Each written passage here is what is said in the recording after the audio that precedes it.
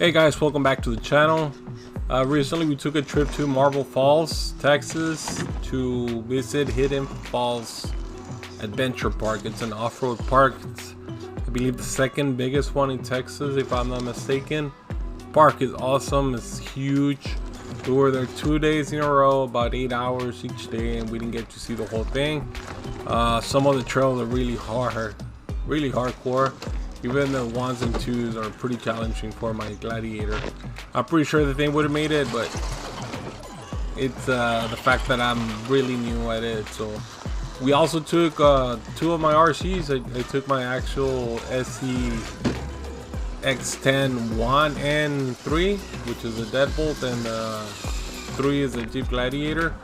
Me and my brother had fun with them. We just took them out in little sections. It was really dusty and there was a lot of people, so we didn't want to be in the way, but we did take a chance. We took some time to take them out on the trail, and it was quite fun.